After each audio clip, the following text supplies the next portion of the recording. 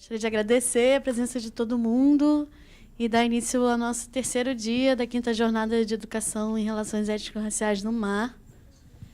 Eu queria, primeiro de tudo, na verdade, nos desculpar, né? Infelizmente, a gente teve que cancelar a última palestra, que seria da Hebe Matos. Ela teve um problema de ordem pessoal e, infelizmente, não vai poder vir. Mas, de qualquer maneira, não sei se alguém estava aqui nos outros dias, acho que não, né? Todas as... Você estava, é verdade. As palestras e as comunicações estão sendo filmadas e elas vão entrar no canal do YouTube do museu, tá? Que é o Museu de Arte do Rio. Então, vou chamar a Aline Marques. A Aline Marques é graduada em Letras Português e Espanhol pela UERJ e professora do projeto Mais Educação na Escola Municipal Azevedo Júnior e vai fazer a comunicação Boneca Baiomi. Obrigada, querida. Boa tarde, meu nome é Aline Marques, eu sou professora do projeto Mais Educação. Na escola que eu trabalho é a Escola Municipal Azevedo Júnior. Para quem não conhece, o projeto Mais Educação é um projeto de reforço que os alunos participam no contraturno deles. Quem estuda de tarde vai de manhã e quem estuda de manhã faz à tarde. Eu sou professora de língua portuguesa. E assim, no projeto, a gente trabalha as dificuldades do aluno que ele tem em sala de aula e, paralelamente ou simultaneamente, eu também realizo alguns projetos com os alunos. Esse projeto da Boneca Baiomi foi depois do projeto do Cordel que eu realizei com eles. Esse projeto durou cerca de 2 meses, foi com os alunos do 6º ano, que tem em torno de 11 a 13 anos, porque tem os alunos que são repetentes. Assim, inicialmente, eu levei para eles essas imagens, a gente foi no final da aula, eu dei para eles, cada um levou uma imagem da Boneca Baiomi para casa, e eu pedi para eles pesquisarem, falei que naquele primeiro momento não era para eles falarem nada, era para levar para casa e perguntar se alguém conhecia essa imagem. Não falei que era uma boneca, não interroguei, só disse que eles tinham que levar para casa e pesquisar sobre a origem dessa imagem, se eles sabiam, perguntar para os familiares, vizinhos, ou eles mesmos pesquisarem na internet. Aí, na aula seguinte, eles trouxeram a imagem de novo, ninguém sabia que era uma boneca Baiomi. E aí, o máximo que me responderam foram: professor, isso é um voodoo. E aí nós sentamos em roda, e aí cada um contou sua experiência de tentar pesquisar em casa, perguntando para os vizinhos. Nem todos, obviamente, fizeram, porque muitos esqueceram, muitos perderam as imagens, cada um fez uma coisa. Mas o que eu mais ouvi era falando que essa boneca era um voodoo. Aí, depois que nós sentamos em roda, eu apresentei um texto para eles, que contava a origem da história, a origem da boneca Baiomi. Para quem não sabe, quando os negros vieram ser escravizados da África para cá, no navio negreiro, lá os adultos totalmente desesperados, né, com a situação, as crianças também entravam em desespero, e as mães, para acalentar as crianças, rasgavam pedaços dos seus vestidos, das suas saias, e faziam essas bonecas. E essas bonecas, elas não têm costura. Elas são feitas com tranças, nós, elas não apresentam nenhum tipo de costura e também não tem olhos, nem boca, nem nariz. Aí eu levei o texto para eles, que contava a origem da boneca. Após o texto, eu fiz uma interpretação textual e depois nós trabalhamos alguns aspectos da morfologia. Do próprio texto, nós tiramos o substantivo, que na época nós estávamos trabalhando o substantivo, o adjetivo e o artigo. Aí eu pedi para eles localizarem, identificarem. E depois que nós fizemos isso, nós sentamos em roda para debater o texto, depois de trabalhar os aspectos gramaticais, pedi para eles produzirem uma história no pretérito imperfeito, que o pretérito imperfeito a gente usa para a descrição do passado contínuo, de algum fato que acontecia repentinamente no passado. E aí, cada um criou sua história. Deixa eu ver. E aí eu pedi para cada um criar uma história sobre a boneca. E uma das histórias que mais me chamou a atenção foi uma menina, foram duas. Uma que se passou pela boneca, na história ela era uma boneca Baiomi, e na outra era uma menina como ela viesse ser escravizada, como se ela estivesse no navio negreiro e que a mãe dela tivesse feito essa boneca para ela. Ah, não. Aí, depois que eles escreveram as histórias, nós sentamos em roda, eles leram as histórias um para os outros, e dentro das histórias deles, nós também trabalhamos alguns aspectos gramaticais, os aspectos que nós estávamos trabalhando antes, do artigo, adjetivo, substantivo, e sobre o verbo. Aí, o projeto ia terminar aí. Só que eles ficaram muito encantados e queriam produzir a boneca. Eu não tinha feito essa boneca ainda. Na aula seguinte, levei para eles um vídeo de como fazer a boneca, eu não tinha feito. Levei um monte de retalho. Tá bom, vamos fazer essa boneca. Aí nós sentamos no chão, mostrei o vídeo, aprendi junto com eles como fazer essa boneca e montamos a boneca. Que nosso objetivo também era fazer o mural da escola. Eu não tenho foto da gente produzindo a boneca, porque na época eu estava sem celular. Eu só consegui agora a foto do mural pronto. Aí nós fizemos as bonecas em dupla, e eles também fizeram alguns desenhos para enfeitar. Os desenhos que estão na ponta são eles que fizeram. Os das bonecas são imagem da internet. Aí nós montamos o mural, e no meio tem a descrição sobre a boneca Bayomi, sobre a história dela. E aí o projeto ia terminar aí novamente. Aí, só que semana que vem vai ter a Semana de Consciência Negra na escola. E a diretora pediu para a gente realizar alguma atividade. Então, junto com eles, eu vou colocar eles para explicarem, contarem as histórias para os outros alunos que não participam do projeto. E a gente vai fazer uma grande oficina com a escola inteira sobre a boneca Bayomi. É isso.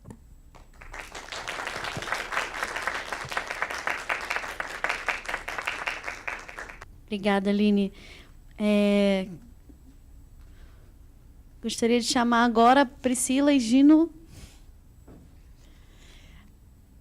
A Priscila é pós-graduanda no programa de residência docente do Colégio Pedro II e do curso de especialização em Histórias e Culturas Africanas e Afro-Brasileiras e FRJ. Professora da Escola Municipal CIEP, doutora Adão Pereira Nunes. Obrigada, querida. Boa tarde, gente. Tudo bem? Bom, eu sou a Priscila, ela já me apresentou bem. Eu sou professora de música, acho que eu não falo isso na descrição. Eu sou professora de música do município do Rio. E o que eu vou apresentar para vocês é uma pesquisa em andamento que eu estou fazendo na residência, que se chama As Aulas de Educação Musical e a Construção de uma Perspectiva Positiva sobre a Identidade Afro-Brasileira. O tema da minha pesquisa é o racismo dentro da escola, mais especificamente o racismo entre os estudantes. Eu percebi entre esse ano e... Bom, eu fui uma criança, né, negra na escola, mas quando eu voltei para a escola como professora, eu percebi muito mais claramente do que quando eu era aluna as relações tensas da questão racial dentro da escola. Eu percebi muito xingamento de cunho racista, as crianças não sabem que são negras, e aí eu comecei a pensar muito naquilo e falar, meu Deus, o que está acontecendo aqui na escola? E aí eu comecei a pensar questões de conteúdos afrocentrados dentro da escola, a partir da aula de música, que é a minha função na escola, é o que eu me formei para fazer.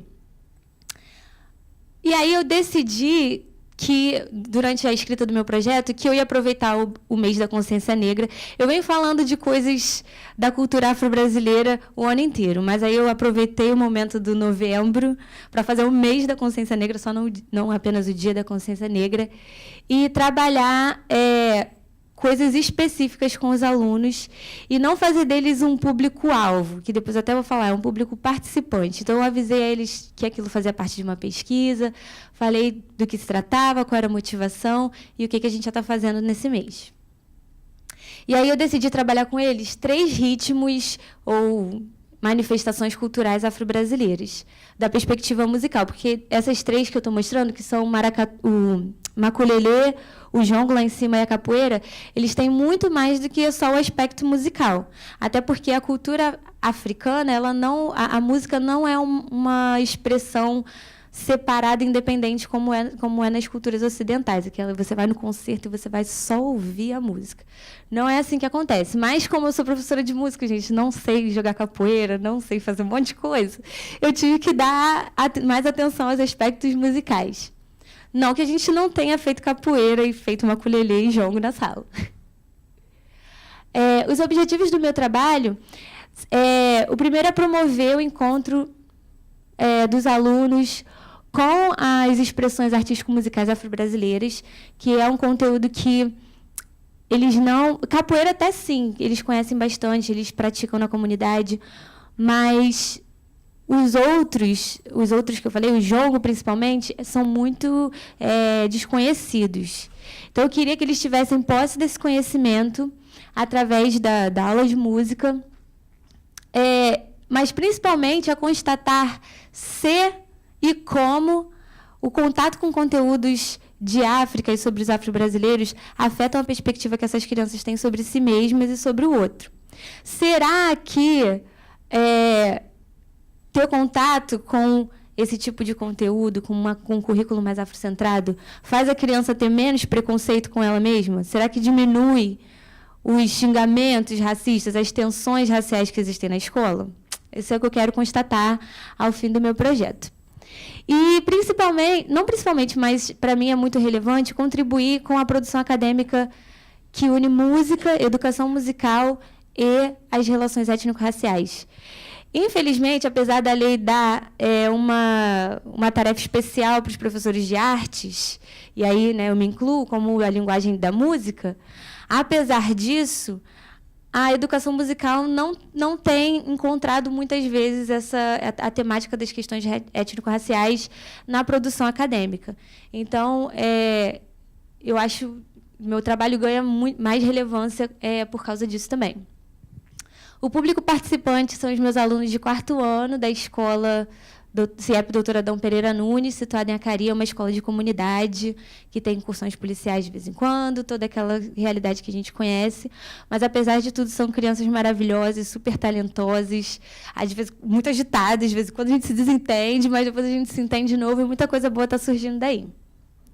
Essa imagem é um berimbau que a gente fez com sucata, porque a escola tem instrumentos de percussão, mas não tinha um berimbau para a gente fazer a nossa roda de capoeira. E aí a gente teve que fazer o nosso próprio.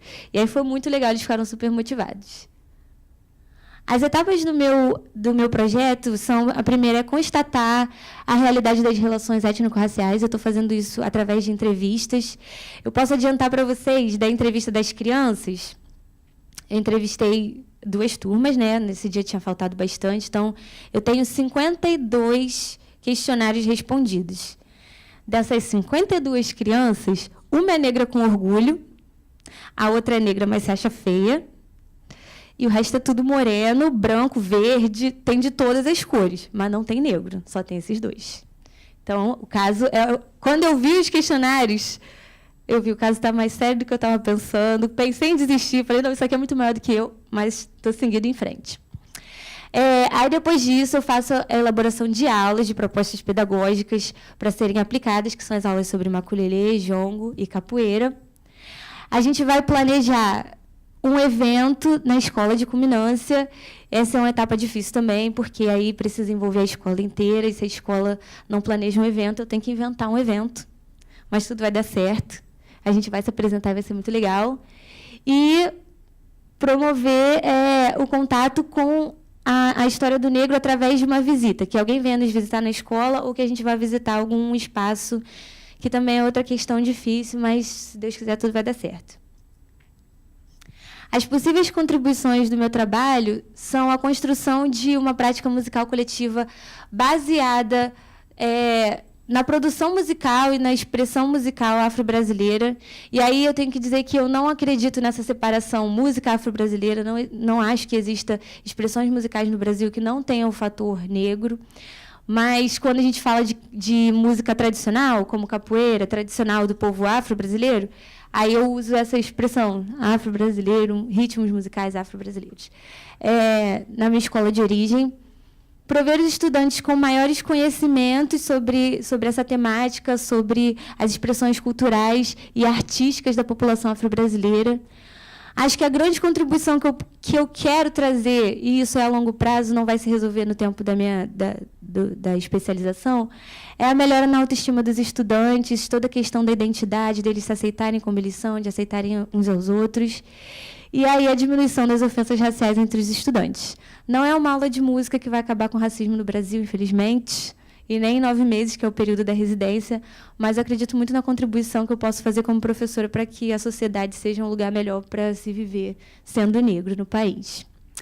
Eu uso o referencial Munanga, a Ana Kanen, que agora está assinando Ana Ivenick, com o interculturalismo, e a Catherine Walsh. E eu não é um conceito que eu trago para o meu trabalho, mas eu gosto muito da ideia de uma educação decolonial. Então, ser afrocentrado, sair desses grandes centros que já ditaram muito quem a gente é. E tá bom, né? Chega, está na hora de mudar. E a Zoida Trindade e a Vera Maria Candô como pessoas que vêm falando disso dentro do contexto da educação mesmo. E é isso. E aí estão minhas referências. E obrigada.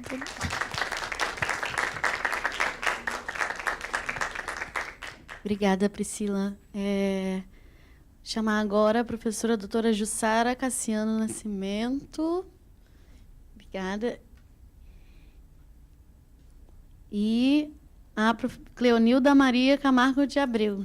Professora doutora Jussara Cassiano Nascimento, da UERJ e do Colégio Brigadeiro Newton Braga, e Cleonilda Maria Camargo de Abreu, graduada em Pedagogia pela UERJ, especialista em História e Cultura Afro-Brasileira pela Universidade Cândido Mendes e professora do Colégio Brigadeiro Newton Braga.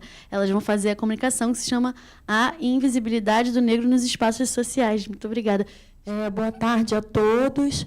Eu me chamo Jussara Nascimento. Ela é a minha amiga Cleonilda, que eu chamo carinhosamente de Cleo. Nós somos professoras dos anos iniciais no Colégio Brigadeiro Newton Braga. Eu não sei se vocês conhecem, mas é uma escola pública federal administrada pelo Comando da Aeronáutica.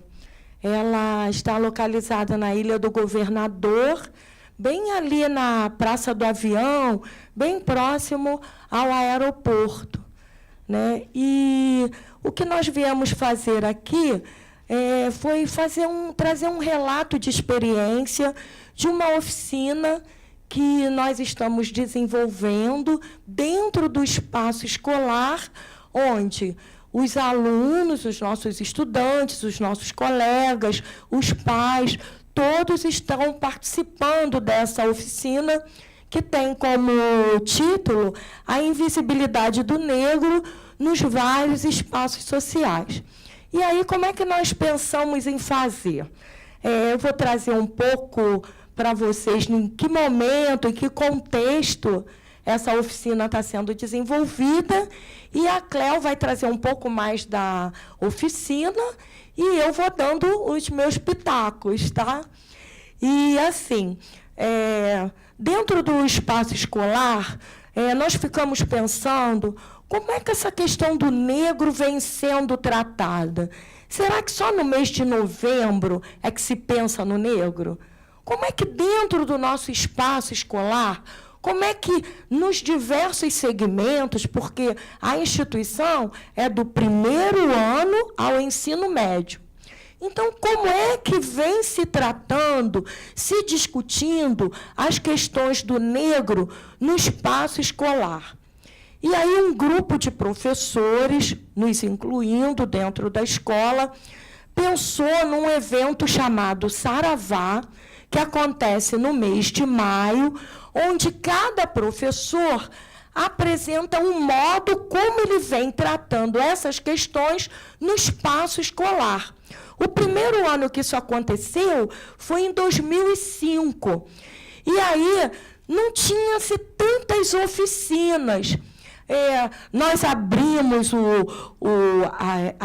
o evento com alguns palestrantes de fora, tinha algumas representações musicais e poucas oficinas.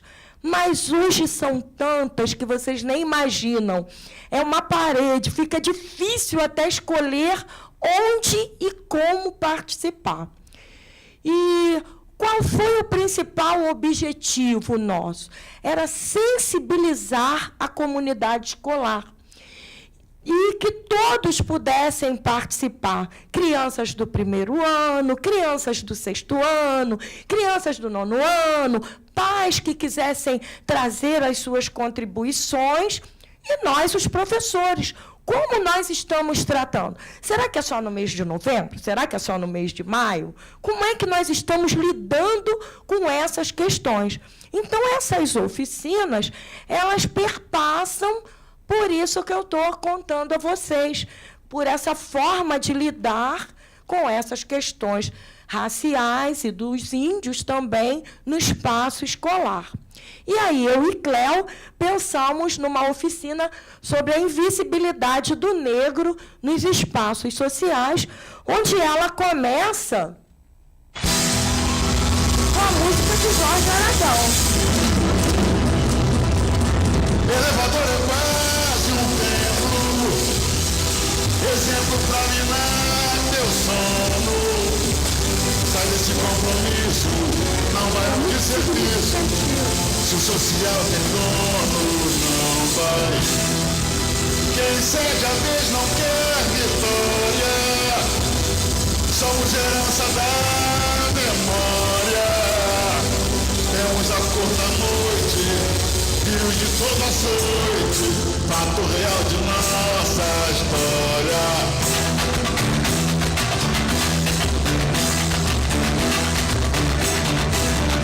Eu tudo alma branca pra você. É o exemplo da dignidade. Não nos ajuda, só nos faz sofrer. Nem resgata a nossa identidade. Sempre eu tudo alma branca pra você. É o exemplo da dignidade. Não nos ajuda, só nos faz sofrer. Nossa identidade, elevador é quase um tempo, exemplo pra minar teu sono. Sai desse compromisso, não vai de serviço, se social tem dono, não vai.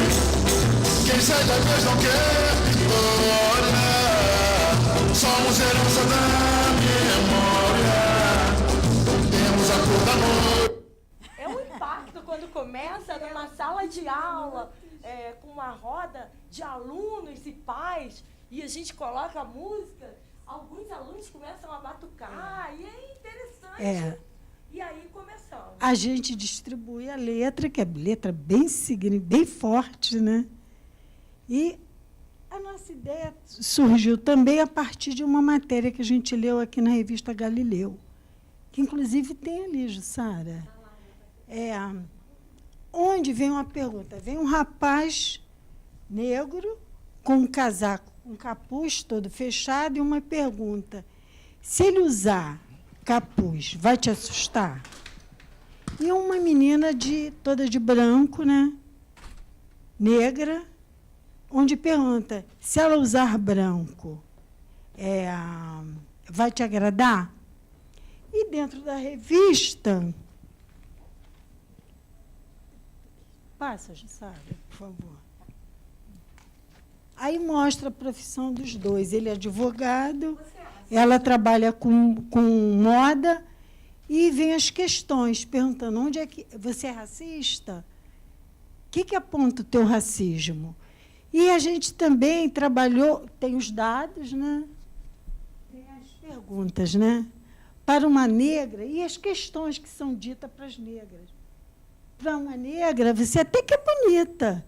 Por que você não penteia o cabelo? Dentro da escola, a gente já cansou de ver crianças chegando com o cabelo mais armados, e aí comentário: cruzes, lá vem aquela menina com aquele cabelo.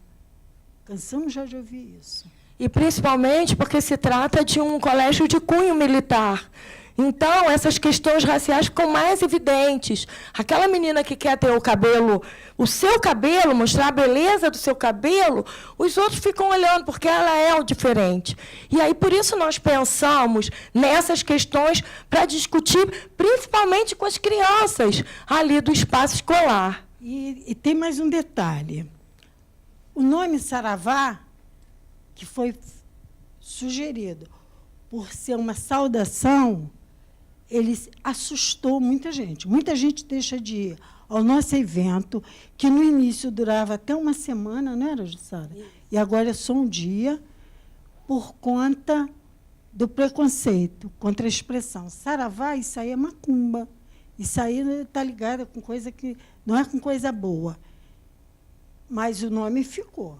E todo ano acontece para a gente refletir sobre essas coisas. E já mudou muito, porque o perfil daquelas crianças que tinham que prender o cabelo, hoje eles já mudaram. Mudaram por conta desse projeto, do projeto que foi implantado na escola. E tem os dados que mostram que realmente o racismo existe no nosso país. Quem são os negros? É a população parda e preta, que todos aqueles que se declaram como preto e pardo, e as crianças não admitem. Ontem mesmo nós fiz uma sondagem numa turma que ia passar o filme do Quiricu, e aí a gente perguntou por que se diz que a população brasileira é negra? Aqui alguém se considera negro? Ninguém se considerava negro. Aí a gente começou a comentar o que seria o significado do negro. Qual é a cor que... Quem é que se considera? Não, eu me considero marrom. Aí as crianças começam a partir daí. Então, a gente tem... E aí, gente, o que acontece? Todos esses gráficos, esses levantamentos foram apresentados aos estudantes, e a primeira vez que nós apresentamos a oficina, tinha uma colega só e vários estudantes. Os estudantes podiam se inscrever para a oficina e colegas eram poucos. Esse ano, nós já tivemos a presença de alguns pais, muitos estudantes e alguns colegas, né? Mesmo porque os colegas, eles estão espalhados nas diversas oficinas, que acontecem sempre nesse mesmo dia. E aí, falando da psicologia social, desse viés inconsciente. E a gente propôs um teste que tem na rede, né, no Google, a gente pode procurar, que seria o teste do pescoço. O que seria o teste do pescoço? Que a gente esse é o trabalho de procurar, dentro de um shopping, por exemplo, dentro de uma loja de joias, de uma joalheria, né? Quantos negros estavam ali presentes como vendedores? Num play de um prédio situado numa região supostamente mais valorizada. Quantas crianças negras? Quantas mães? Numa escola, esse teste foi rolando aí. Já foi apresentado até na imprensa. Várias situações onde o negro está presente, onde é a maioria, onde é mais fácil contar, tantos negros ou tantos brancos. Se a gente vai num presídio, quantos brancos estão presentes? Esse é o teste do pescoço. E, a partir daí, também, além do teste do pescoço... E aí nós começamos a conversar com eles sobre alguns preconceitos que as próprias crianças negras no espaço, algum preconceito que eles tivessem sofrido. Né? E aí as crianças começaram a contar que entrava no elevador e as pessoas olhavam para ele, tinha que sair. Aí do cabelo, e aí chega para lá, e assim, não me encosta, ai, estou com nojo. Então, eles começaram a contar sobre essas questões que eles próprios vivenciavam. E aí nós começamos a conversar. E como é que a gente pode aprender a lidar com essa diferença? Como é que a gente pode fazer? Será que esse espaço escolar que nós estamos utilizando a partir do Saravá, ele serve para as pessoas pelo menos pensarem sobre o que acontece com os negros? E aí as próprias crianças começaram a falar, a trazer sugestões. Qual foi a última vez que você viu um negro em uma novela, revista ou propaganda? Olha, sinceramente é bem difícil ver, né? Qual foi a última vez que você viu? Ai, sei lá, novela da Globo, alguma coisa assim. Acho que nessa novela das 9 que tá passando agora, o Lázaro Ramos. Não me lembro. Você lembra de algum papel específico? Geralmente elas são domésticas. Novelas, propagandas, revistas de moda. Quantas vezes encontramos a imagem de negros nesses veículos? E quando encontramos, de que forma eles são retratados? Para Osmar Teixeira Gaspar, pesquisador da Faculdade de Direito da USP, a resposta para essas questões revela uma realidade preocupante. A sociedade brasileira, ou parte da sociedade brasileira, naturaliza a ausência da população negra. A ausência dessa população nos meios de comunicação de massa, ela cria um estereótipo extremamente negativo, porque faz com que um garoto, uma menina negra, não vislumbre sequer a possibilidade de ser um médico, ser uma dentista, ser um advogado ou ser um juiz, por exemplo, porque ela não se vendo, obviamente, ela não cria essa condição de imagem positiva, né? E, portanto, ela não almeja alcançar esses lugares. Veja, se você tem a mídia que, teoricamente, deveria representar a sociedade, um setor que não está na mídia, logo, ele não faz parte da sociedade. Ou não de uma forma justa, né, e que haja uma equidade, que haja uma igualdade. Para Osmar, o Estado deveria atuar sobre a forma como o negro é retratado na mídia. O ideal seria que ele, ao conceder às emissoras de rádio e televisão, ele estabelecesse nas concessões regras que impedissem esses meios de praticarem essas ações. Roseli de Oliveira, coordenadora de políticas para a população negra e indígena, reconhece que ainda há muito que melhorar, mas percebe um avanço nos últimos anos. Nós estamos sempre em diálogo, porque primeiro é processual, segundo, nós temos limites institucionais legais. Reconhecendo as limitações do Estado, Roseli compartilha a responsabilidade com a sociedade civil e cobra maior controle social. E é a partir desse controle, é a sociedade civil que vai brigar, que vai reivindicar, é a sociedade civil que vai dizer, inclusive para o Estado, que ela está muito mais presente, né? Muito mais observador, o papel dela de construção. Mas nós vamos ter que, sim, estabelecer mecanismos institucionais públicos também de monitoramento. Ano passado, foi discutido o Estatuto da Igualdade Racial. Ele determina a presença de pelo menos 20% de negros em programas de TV e peças publicitárias. Porque, assim, 20% não representa, nós somos hoje 55% da população. E aí nós fizemos algumas discussões com as crianças, com essas questões. E, assim, o mais importante de tudo, gente, foi estar discutindo no espaço escolar sobre as questões do negro, mas partindo principalmente do que as crianças, os nossos estudantes, vêm passando, vêm sentindo e pensando sobre as possibilidades. O que possibilidade nós temos de dar visibilidade ao negro? Que possibilidades são essas a partir da voz dos nossos estudantes? E aí, a gente termina, e a nossa preocupação, mostrando que a nossa preocupação é realmente dar visibilidade para essas crianças que se sentem excluídas. Muito obrigada, tá? Obrigada.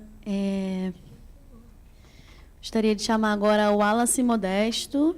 Ele é graduado em Letras Português, Espanhol e Literaturas pela UFRJ e pós-graduando em Relações Étnico-Raciais no Cefet, Rio de Janeiro. O Wallace vai fazer a comunicação que se chama Representatividade e Cultura Negra por um Olhar Decolonial. Boa tarde, gente. Eu vou começar justificando a ausência da Viviane, a professora que está orientando o meu trabalho. Ela está lá em Seropédica agora apresentando também um outro trabalho e tal. Então, por isso que eu vim sozinho apresentar o meu trabalho. E antes de começar, eu queria falar sobre a ficha de inscrição. Quando eu vi a ficha de inscrição, eu tinha que marcar ou se eu ia falar sobre uma pesquisa ou se eu ia falar sobre uma experiência, sobre uma prática. E aí eu não sabia o que marcar, porque eu acho que a minha pesquisa envolve a minha prática. Então, eu tentei mostrar os dois. No slide, eu vou tentar falar dos dois. O nome aí da comunicação é Representatividade e Cultura Negra por um Olhar Decolonial. O que acontece? Eu me descobri negro, olha só, que estranho, na universidade. Na escola, eu sofri racismo, mas não tinha noção disso. Eu fui ter noção disso na universidade. A partir da pesquisa, a partir daquilo que eu estava vendo como bibliografia e tudo mais. Então, eu fui, agora na minha pesquisa, na graduação e agora na pós, no Cefet, sendo orientado pelo professor Fábio Sampaio e pela professora Viviane, como a escola contribuiu para a minha identidade, como ela contribuiu para a construção da minha identidade. E aí eu trago a Nilma Lino Gomes para pensar essa escola. Como a escola pode ou valorizar a identidade do meu aluno, ou ela pode negligenciar essa identidade, apagar, silenciar essa identidade. E aí, dialogando muito com o trabalho delas, eu fui pensar a representatividade. Como essas crianças estão sendo representadas? Porque, que eu me lembre, quando eu passava nos murais da escola, eu não via nenhuma pessoa negra no mural da escola. Era sempre branco, né? E aí, como eu, professor de português e espanhol, fui pensar, durante a minha prática, como isso estava acontecendo, como meus alunos eram representados. Antes disso, eu fui pensar como que se conta a história do africano para essas crianças, como se conta a história dos negros para essas crianças. E aí, pensando necessariamente como um professor de espanhol, eu fui olhar esse mapa da diáspora africana e eu vi, tipo, o que compreende por América Latina é o final de todas as setas. Ou seja, a diáspora parou na América Latina. Vieram para cá. Por que eles não estão nas aulas de espanhol? Por que o negro não está na aula de espanhol? E aí eu fui pensar nas aulas de história, como eles são retratados, e aí quase sempre a visão do escravizado, fala-se muito da influência, né, na influência na dança, na música, na comida, como uma coisa muito histórica. Foi uma contribuição histórica. E aí, depois disso, depois de falar de África nesse contexto, acabou. Hoje em dia somos todos iguais. Hoje em dia não tem nada disso. Hoje em dia a gente vive todo mundo muito bem. Só que não, né? E aí, por que na minha educação básica e nas dos meus alunos, que eu estou vendo que alguns professores não estão muito interessados nisso, eu não escutei o nome da Dandara? Por que na minha educação básica eu não escutei a Aquatuni, Esperança Garcia? E por que sempre a gente conta a mesma história? E aí eu trago Chimamanda Adichie para falar sobre isso, o perigo da história única. Se você repete aquilo várias vezes, a pessoa acredita que ela é aquilo. O Walter Benjamin também vai falar sobre a mesma coisa, só que ele vai falar no sentido de, se você conta a história pela visão do vencedor, ele vai continuar vencendo, sempre. Então você tem que mudar essa visão dessa história. Vamos lá, vamos pensar essa história de outra forma. E aí eu fui para o material didático. Como meu aluno está sendo representado naquilo que ele leva para casa. Porque muitas vezes, no contexto do espanhol, que é onde eu pesquiso, é o único contato dele com aquela cultura que eu estou tentando ensinar ali. Então ele leva aquilo para casa. Então qual é a visão de afro-latino ou afro-hispânico que ele tem? E aí eu dou aula em escolas na Baixada Fluminense, no município de Nova Iguaçu, Baixada Fluminense, a maioria da população é negra. No Brasil, onde a maioria da população é negra, como elas trouxeram os dados. No Brasil, onde 71% das vítimas de homicídio são negras. Então, por que isso não está no meu livro didático? E aí, eu analisei esses 2 livros na monografia, o Cercania Hoven e o Elaces, e aí no Cercania eu percebi que o negro é quase sempre representado em momentos de ócio, ou ele está no campo, ou ele está jogando videogame, alguma coisa muito assim, ou quando é representado num grupo na ideia de minoria. Ele é o ser único que está ali só para a gente representar que a gente é intercultural. E eu vou falar do intercultural daqui a pouco. No Enlaces, a representação é um pouco melhor. E hoje, no contexto da escola privada, que é onde eu trabalho com o sistema PEC, que é um sistema de apostilado e que ele é o foco, o corpus da minha monografia do Cefet, da pós-graduação. E aí, eu parei aí a parte da pesquisa. Calma aí.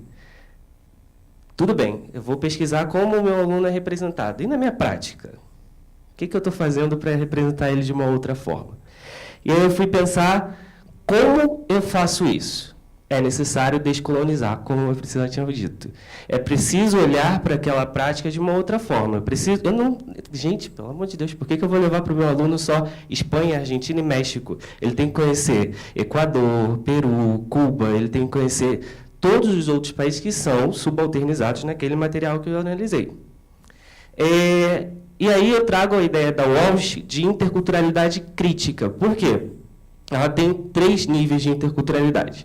A relacional, que é quando você coloca o aluno com contato com aquela cultura, e ele acha muito legal, e contato. Acabou. A funcional, que ele vai descobrir que aquela cultura existe. Eu aqui, ela lá. Ponto. A gente vai fingir que está todo mundo bem, mas ponto. E a crítica, que é a partir do princípio de, tudo bem, você conheceu essa cultura, mas por que ela foi subalternizada? Por que você está conhecendo ela agora e não antes? Por que ela não passou toda a sua vida aí? E aí é aonde eu trabalho, é na ideia da interculturalidade crítica. Eu preciso levar para o meu aluno, claro, a representação negra no contexto, mas eu preciso também fazer ele refletir essa sociedade que ele está inserido. E aí, nos contextos das aulas de português e de espanhol, eu faço essas atividades. A primeira, lá em cima, é um trabalho que eles fizeram sobre diferenças dentro da escola, e aí somos todos diferentes, eles que pensaram a frase, né? Diferente do que a escola quase sempre fala, que todo mundo é igual, que aqui todo mundo é igual. Eles, não, somos todos diferentes, e aí você tem que respeitar nossas diferenças. Legal. Eles fizeram também um trabalho falando sobre os países de língua portuguesa que falam... os países de África que falam língua portuguesa, né? E aí a gente debateu a questão da colonização, como isso se deu e tudo mais.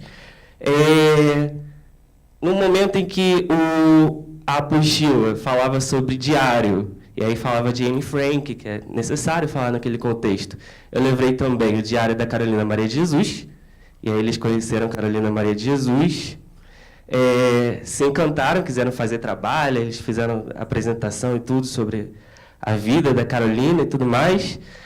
Nas aulas de português, com a matéria de textos disjuntivos, né, eles fizeram as regras de um jogo e foram pesquisar os jogos de origem africana. Eles fizeram na quadra, lá apresentaram para todo mundo, mostrando como jogar e tal.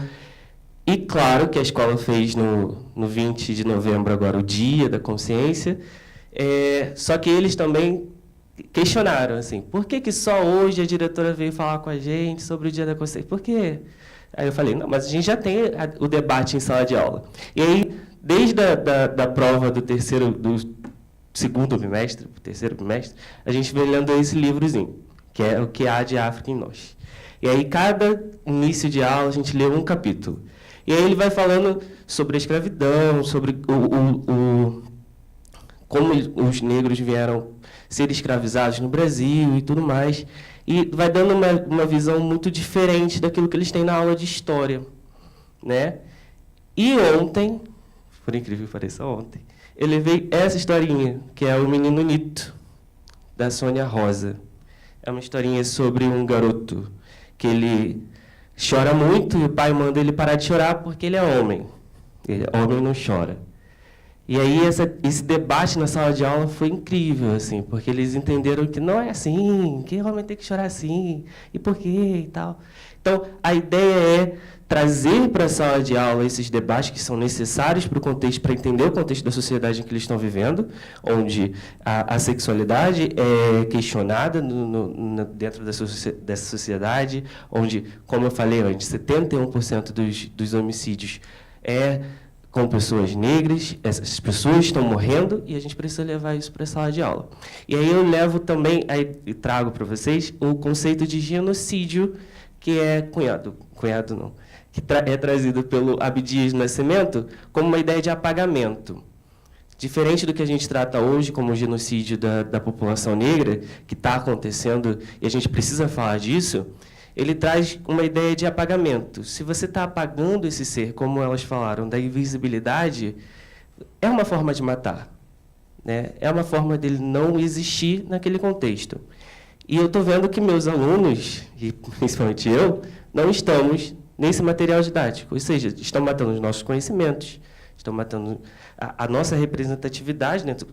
Até a representação. O livro que eu estou vendo agora, a representação, nem seja a representatividade. Aquele ser único lá não está acontecendo.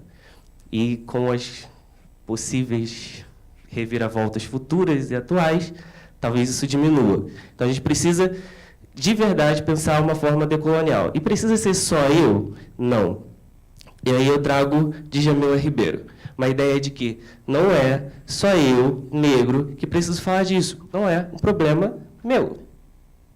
E aí o professor de História também precisa falar, mesmo que ele não seja, porque a 10639 coloca lá que é em todo o currículo, não é na minha aula, não é na aula dele, é em todo o currículo. Então ele precisa falar também. Professor de arte precisa falar. Professor de matemática. Naquela brincadeira ali, tem uma brincadeira que é de matemática, e eu sou muito ruim de matemática. E aí eles apresentaram o professor de matemática, e aí o professor de matemática utilizou na sala de aula também. Então, a ideia é que, independente do seu lugar de fala, pense os seus privilégios e fale a partir deles. Mas fale. É necessário. A gente não pode cansar. A gente tem que falar, tem que falar. E é isso. Obrigado.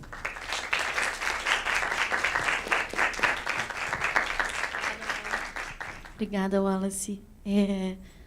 Chamar agora a Fernanda Santos Valim da Silva, que é mestranda no mestrado profissional em Práticas de Educação Básica, Colégio Pedro II, e professora do projeto pré-técnico da Secretaria Municipal de Educação de Belford Roxo.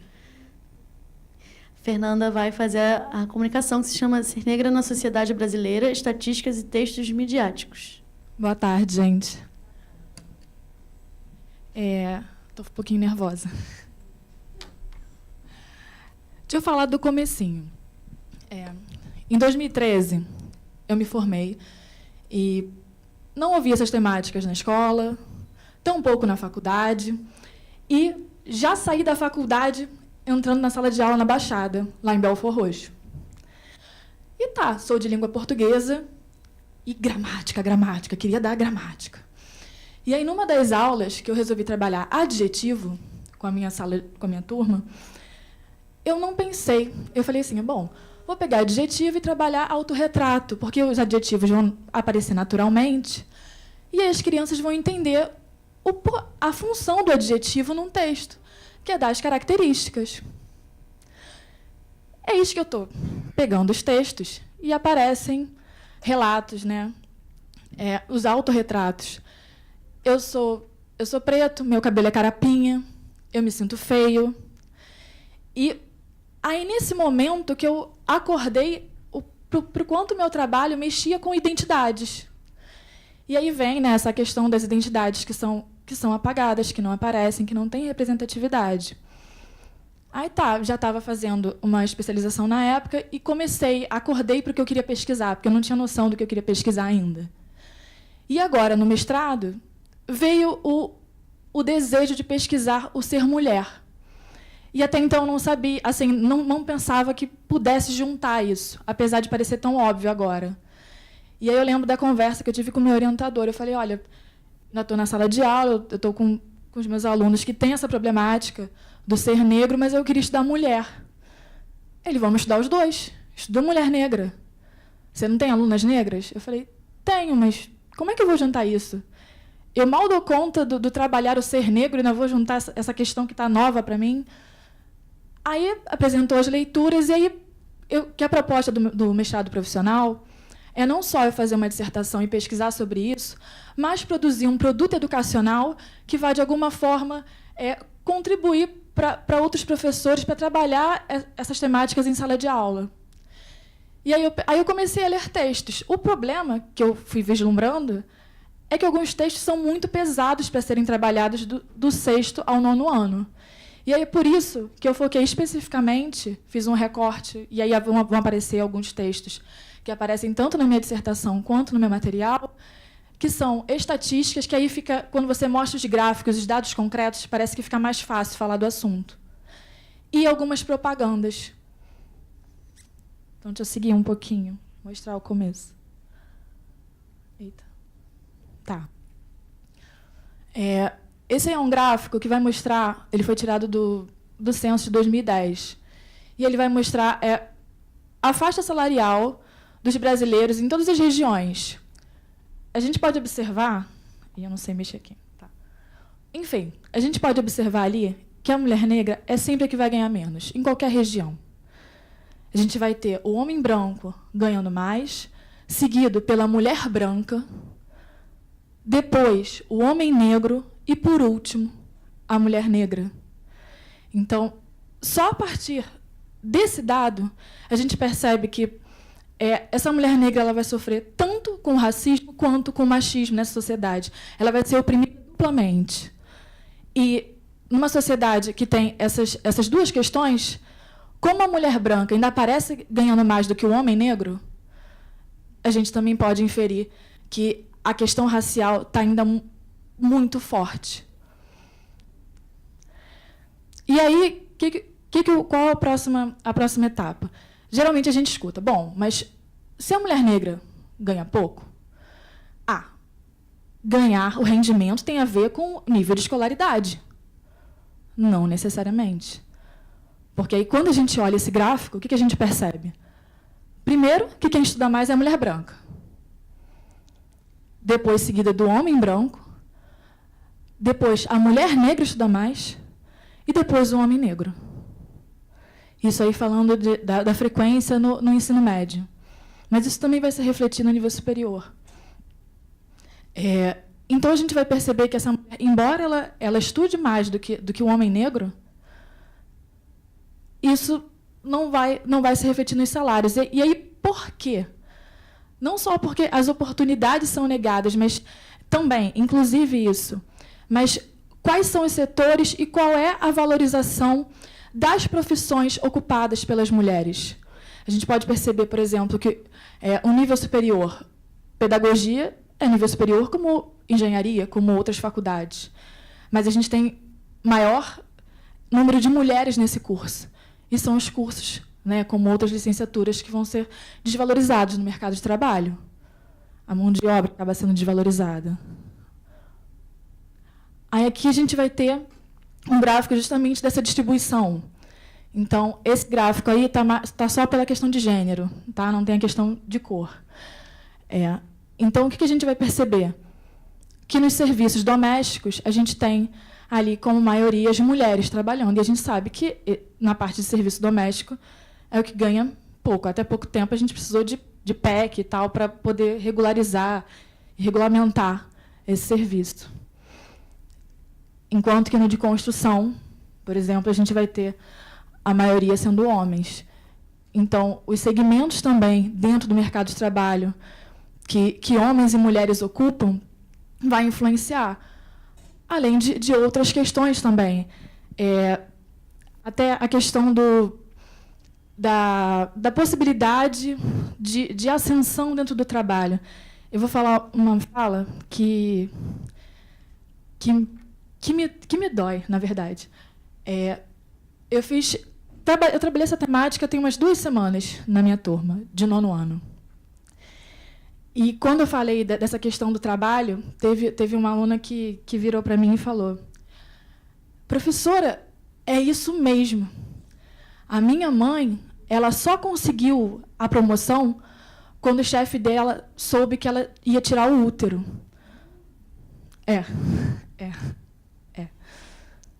E essa frase tocou de tamanha, sei lá, foi muito violenta essa frase. E acho que principalmente para mim, que sou mulher, sei lá, tenho 20 e poucos anos, é um momento que a gente fica refletindo sobre questões, né, o que a gente quer, enfim, família e outras coisas. E é duro você pensar o quanto as suas possibilidades podem ser cortadas, né, por conta do seu gênero.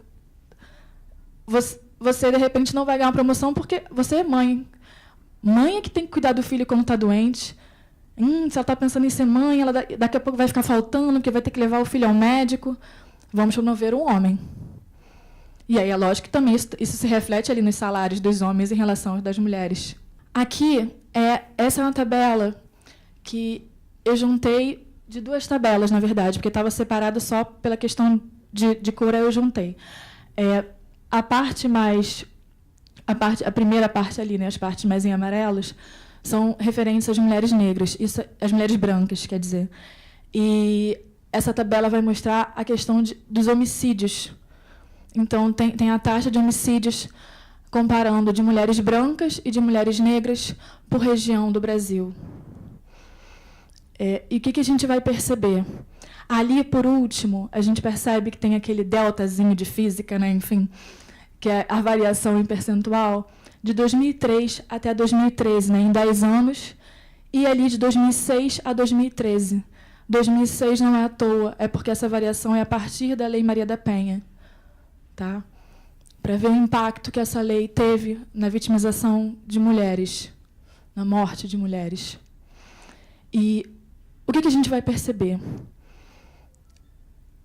De todos os dados ali, vamos focar especificamente no último, tá? No do Brasil. A gente percebe que em 2003, a linha amarelinho está 3,6. Então, assim, em 100 mil mulheres, a gente tem esse número representando a quantidade de homicídios de mulheres brancas, enquanto que em mulheres negras você tem 4,5. Então, você tem um aumento muito considerável.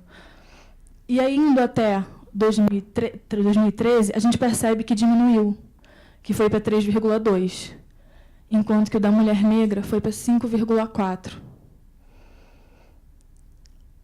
Não só essa diferença toda gera o que a gente vai ver ali por último, que é a vitimização da mulher negra, que é o quê? É um percentual que vai ilustrar a diferença de mortes das mulheres negras em relação das mulheres brancas. Ou seja, ali em 2013, esse 66,7 mostra que 66,7% das mulheres negras morrem mais do que brancas. E para que serve esse dado? Para a gente pensar, inclusive, as políticas públicas. Porque se eu tenho, a partir de 2006, a Lei Maria da Penha, e pelos dados ali a gente vai perceber que ela representa uma diminuição das mortes de mulheres brancas, mas de mulheres negras não. De mulheres negras, inclusive, houve um aumento após a lei. E, às vezes, trabalhar só com esses dados é muito complicado, né? Porque aí a importância também de ler informações extras. Porque, quando eu olhei, eu confesso assim, que quando eu olhei esse dado, eu falei, bom, difícil, o que eu relaciono com isso? Mulheres negras, a maioria a gente sabe que muitas moram na periferia. Como é a polícia na periferia? Como é o chegar até a polícia? Quais são as possibilidades dessa mulher quando ela tenta sair de casa? Ela tem para onde ir? Ela tem um amparo, uma estrutura familiar? Então, assim, pode ser grotesco, mas quando eu falo isso com os meus alunos, para ilustrar bem, o que eu coloco pensa numa mulher branca que mora na Gávea, no prédio da Gávea. Ela, de repente, tem um outro apartamento para ir, ela, de repente, só fala para o porteiro, olha, barra, não deixa ele subir. pensa agora na comunidade, onde vocês moram aqui. Para onde fugir? Para onde ir? Onde se esconder? Né? Porque, às vezes, quanto mais a gente conhece, a gente vai vendo. Assim, eu tenho uma aluna, ex-aluna, na verdade, muito querida, que há pouco tempo, na verdade, eu fui saber que ela foi parar na Baixada justamente para se esconder. A família foi se esconder depois de uma tentativa de abuso, enfim, onde ela morava aqui no Rio, e foi para se esconder.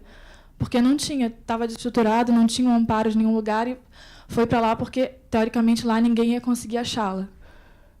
Então, aí a gente vai pensando, né, assim, as limitações. E aí então, são vários recortes. A gente também vai para o recorte de classe, que perpassa também o material. Então, acho que de estatísticas, eu acho que acabou agora. Acho que a gente vai para a mídia. Sim, essa imagem. Não sei se vocês tiveram o desprazer, ou prazer, né? Desprazer mesmo, de ver agora, no Dia da Consciência Negra, né, na véspera, o Extra bota essa imagem. Nossa, mas que lindo, botou quatro atores negros. Está representando. De que forma? Ali, na véspera do Dia da Consciência Negra, atores falam do preconceito vivido por eles dentro e fora da ficção. A proposta, a manchete, legal. Esquece a manchete, olha só a foto. Você realmente ia relacionar com isso? Com falar sobre preconceito? E aí, eu falei, bom, deixa eu ler a matéria inteira. Aí eu vi mais fotos.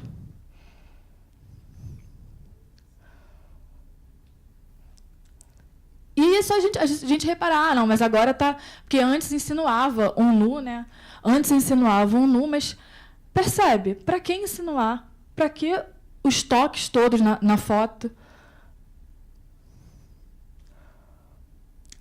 Aí as outras fotos, né, mostrando principalmente, eu esqueci o nome dessa menina, da Érica, né? E aí, aquela foi a versão digital, essa foi a versão impressa. Aí tem a foto deles, repara ali na Érica com o dedinho na boca. Orgulho à flor da pele. Repara que até a tentativa de brincar com a flor da pele, assim, porque a imagem vai sugerir... Não precisava de uma imagem dessa para falar. A matéria, a sensação que dá quando eu li a matéria é que parece que uma pessoa escreveu a matéria e chegou uma outra pessoa, sei lá, louca da vida, e pegou fotos aleatórias e colocou. Porque a matéria em si é até boa, mas destoa da foto. A foto passa uma coisa, a matéria passa outra. Então, porque dentro da matéria vai falar o seguinte: velhos estereótipos que ultrapassam os tempos. Alguns clichês ainda permeiam a vida dos negros, como de que mulheres negras são boas de cama. Não é só homem que diz isso, já ouvi de mulher também. O que vocês fazem, hein? E tem aqueles que querem a gente por nunca terem ficado com uma negra. É nojento, diz a Érica, essa menina que eu estava falando. A Slaine vai além. E há os caras que ficam com você, mas não querem assumir uma relação. A solidão da mulher preta é real. Por ter irmã, Davi entra na discussão. Os caras acham fetiche. Preto tem sangue quente. Mas, na hora de bancar o sentimento, rejeitam. Então, repara a contradição. Eles falam, vêm até com uma proposta de tematizar essa questão da hipersexualização da mulher negra, mas a própria imagem faz isso. Só reforça esse estereótipo que eles estão falando. Aí a gente vai ter novela. Falaram das novelas? Bom, novela, você falou em novela com protagonista negra, A Cor do Pecado. Né, Thaís Araújo, porque quando a gente fala em atriz negra, parece que só existe a Thaís Araújo. Você vai olhar a capa de revista, vai olhar reportagens, só tem ela. E aí, ok, da cor do pecado. Qual é a cor do pecado? Qual é a cor do proibido? Novamente, a mulher negra, o próprio nome, né, a própria chamada da novela. Essa péssima, que é de lingerie, né, para venda de produtos de lingerie, a gente vai ter essa atriz. Vocês estão vendo o jeito que ela está segurando? Está dando para ver o que está na mão dela? Um cap policial. Aí tem um policial ali atrás, com a camisa aberta, com a cara de cansado. a comunidade atrás e bota ali. Pacificar foi fácil, quero ver dominar. E aí, novamente... Tá. E, novamente, a representação dessa mulher. Vamos passar mais um pouquinho. Essa, não preciso falar muita coisa, que é do Zorra Total. Novamente, então, bota, além de fazer o blackface, pega... E que imagem passada da mulher negra? A mulher negra para servir de chacota. A mulher negra enquanto descabelada, desdentada, a suja, mal instruída, para servir para o riso. E, às vezes, a gente nem se dá conta, assistindo. Para fechar, a questão do cabelo, que é muito recorrente. Então, mulheres que brilham. Quando a gente olha, mas está exaltando, professora. Isso aí está falando bem das mulheres. Onde a marca do Bombril está nessa propaganda? Justamente no cabelo. Para associar. E essa para fechar. Essa, então, é mais tênue ainda. Assim, para os alunos perceberem. Meu cabelo liso ressalta o melhor de mim. Por isso, gosto dele forte. Ou seja, com tanta coisa nessa mulher, o que eu vou ressaltar é justamente o cabelo liso. Por que não escolheram outra atriz? Por que não botaram o meu cabelo black, o melhor de mim? Fim, acabei.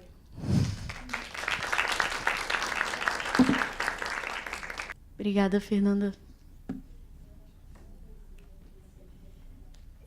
Agora eu vou chamar a Pamela Cristina Nunes de Carvalho, que é licenciada em História e bacharelando em História pela UFRJ e educadora do Centro de Artes da Maré. A Pamela vai fazer uma comunicação que se chama Escrevivências em Educação, Práticas Pedagógicas na Exposição Conceição Evaristo.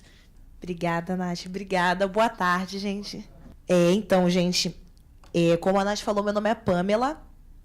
Dentro de, enfim, múltiplas identidades, múltiplos trabalhos que culminam em pensar em tentar fazer uma educação e um ambiente antirracista e onde as pessoas negras sejam sujeitos da sua própria identidade, da sua própria narrativa.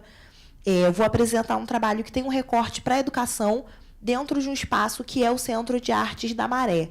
E aí, não vou me estender muito, até porque o nosso tempo é curtinho. Vou tentar rapidamente contextualizar o que é esse ambiente da Maré, e que é visto, tem uma série de estereótipos, né, por trás desse ambiente, quando a gente ouve Favela da Maré, ou Complexo de Favelas da Maré, situar um pouquinho dentro desse espaço, onde como funciona esse espaço, que é o Centro de Artes, e como essa exposição, que trata sobre a Conceição Evaristo, foi para lá, e falar um pouquinho também sobre quem é essa figura.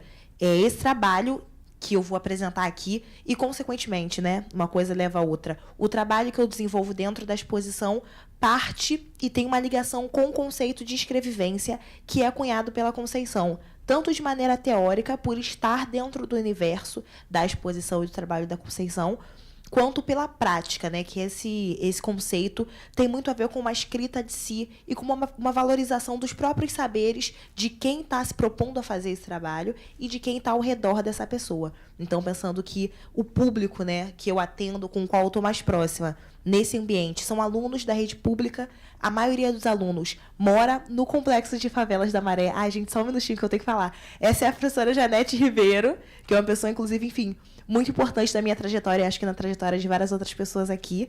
Ela está, né, junto com a equipe do Saravá, que apresentaram também o trabalho. Enfim, que bom que você está aqui. E falando, enfim, de Conceição, né, que é uma mais velha, uma mulher negra que agora tem 70 anos e que, além de ser escritora, é professora. É muito importante que a gente reconheça o trabalho das nossas mais velhas e mais velhos, nossos professores que nos formaram, né, que fizeram com que a gente chegasse até aqui. Então, só para contextualizar rapidinho, o Complexo de Favelas da Maré. Eu não nasci na Maré, né? Fui morar lá por causa do Rodrigo, que é o meu companheiro que está ali. E aí, quando a gente fala, né, de Favela da Maré, e pensando até um pouco no trabalho que foi apresentado, numa questão de mídia, né, no Rio de Janeiro e para fora mesmo do Rio de Janeiro, as pessoas associam um Complexo de Favelas da Maré com a violência, né? E associam também como se fosse uma única favela, né? A Maré como se fosse uma coisa só. E como se fosse a representação de favela no Rio de Janeiro, muito por conta da violência que a mídia insiste em construir essa imagem, né? conversando com pessoas de outros estados. Quando eu falo que eu moro no Rio de Janeiro, todo mundo fica apavorado. Fala, meu Deus, você consegue sair na rua, não tem tanque de guerra no meio da rua. Até tem, né? E a gente sabe que a cidade é partida e que a violência se manifesta de formas diferentes, dependendo do lugar onde você esteja e também de como é a cor da sua pele, qual é a sua classe social. Mas o complexo de favelas da Maré é muito mais do que o estereótipo que está na mídia, que é construído, né, pela ação midiática. Só que, para a gente conseguir visualizar um pouquinho quais são as favelas que compõem o complexo de favelas da Maré e alguns números, né? Ali a quantidade de domicílios e a quantidade de habitantes. O complexo de favelas da Maré é enorme, né? Esses dados são de um censo, que é um censo que começou pensando em empreendedorismo dentro da Maré, mas acabou se espalhando e estudando vários outros aspectos. E por que eu também quis trazer esses dados? Para que a gente comece a pensar que tem uma produção intelectual feita por pessoas negras e feita dentro de favelas. Esse censo ele é pensado, executado, aplicado, divulgado dentro do complexo de favelas da Maré. Assim como essa exposição. Existe, então, uma produção numérica, uma produção que pensa a demografia, a geografia, e uma produção também a nível de educação dentro de favelas. Parece bobagem, mas é importante que a gente afirme isso, né, justamente para se contrapor a essa imagem que a gente falou, que a mídia cria sobre as favelas no Rio de Janeiro. Essa é a Conceição Evaristo, e eu gosto muito de trazer a imagem, né? Quando eu falo de alguém, eu gosto de trazer a imagem dessas pessoas, ainda mais quando a gente está falando de pessoas negras, de mulheres negras, que por muito tempo, inclusive até hoje, né, tiveram as suas identidades roubadas, escrevendo, estudando. Muitas vezes a gente vai pegar para ler alguns textos, inclusive históricos, né, sobre pessoas negras, e elas estão como o escravo do fulano de tal, o negro de não sei onde, né? É muito difícil que a gente consiga ter o nome, a idade, o rosto dessas pessoas. Por isso eu faço muita questão de trazer para que a gente veja o rosto da Conceição Evaristo, as marcas, né, no rosto dela, veja que ela é uma mulher negra de 70 anos, já com cabelos grisalhos. E a Conceição nasce numa favela, né? Assim como a gente está falando de favela, quando a gente fala da Nova Holanda, que é a favela onde está o Centro de Arte, que é o espaço que recebe essa exposição. A Conceição nasce numa favela em Minas Gerais, e essa favela se chama Favela do Pinduraçaia. E é interessante a gente pensar, e aí, dentro desse processo de escrevivência na exposição e de trabalho educativo com os grupos, a gente discute muito quais são as semelhanças e como a gente pode se identificar e se pensar a partir da trajetória da Conceição. Essa favela, a Favela do Pinduraçaia, não existe mais. Assim como a gente sabe que existe aqui no Rio uma política de higienização em relação às favelas, pensando que a maioria da população nas favelas é a população negra, e na Maré tem uma intensa população de pessoas de origem nordestina, essa política de limpeza e de higienização se faz muito forte. E aconteceu em Minas Gerais, nessa favela do Pinduraçaia, que é onde a Conceição nasceu. Então, isso fica muito marcado no trabalho dela e na trajetória dela, né? Que o lugar onde ela nasceu não existe mais. E aí, rapidamente, o que seria, né, a escrevivência? Que é essa escrita que nasce do cotidiano, das lembranças, da experiência, da vida da própria autora e do seu povo. Então, esse conceito embasa a escrita da Conceição e embasa também um pouco a forma com a qual a gente está trabalhando na exposição. E isso que essa reflexão que eu estou trazendo aqui. Esse é um pequeno recorte, então, muito pensando, né, na forma que a Conceição trabalha. Eu estou fazendo um diário de bordo da exposição, que além de, enfim, executar o trabalho, eu penso também, né, o trabalho, isso é outra coisa que é importante dizer, que é uma questão que é também retirada das pessoas negras, como se a gente fosse capaz só de executar, né, como se alguém tivesse que pensar, planejar para a gente, e a gente vai lá e executa. E é importante dizer que eu penso o trabalho de educação dentro dessa exposição e dentro do Centro de Arte da Maré. E uma forma também de materializar isso é um diário de bordo, com algumas reflexões a partir de algumas visitas. Essa foto é de uma visita com a galera do Núcleo 2, que é uma turma de dança, de formação em dança, que já tem há bastante tempo no Centro de Artes. O Centro de Arte é um espaço que está recebendo essa exposição, mas é um espaço que há muito tempo tem uma programação de formação em artes, em teatro. É um espaço que fica bem na entrada da Nova Holanda e tem um galpão ao lado, que é o Galpão Bela Maré. São dois espaços que fazem parte, né, o Centro de Arte da Rede da Maré, e que são espaços que vão há muito tempo formando alguns jovens, mais especificamente no campo das artes. E aí, eu não vou ler, não, vou falar, que aí, como está ali, é só um relato da parte de uma visita onde eu conhecia de vista, e isso é uma coisa muito importante, como essa exposição tem aproximado e tem ajudado a construir redes, né, entre eu e várias pessoas que são de lá, e que às vezes a gente só se olha, se comunica, mas que a gente tem tido essa oportunidade de se aproximar. Uma dessas pessoas foi a Carol, que é uma das alunas do Núcleo 2. E a gente estava conversando como a nossa aparência de duas mulheres negras causa reações diferentes, né? E a gente estava pensando que, às vezes, a gente entrando, indo para casa, circulando pelo ambiente do Complexo de Favelas da Maré, como, às vezes, tem reações super positivas, de como você é bonita, como seu cabelo é legal, mas como existem reações negativas, né? As pessoas que puxam, que mexem, que xingam, que falam, enfim, que o cabelo é cabelo de vassoura, cabelo de bombril, uma série de coisas.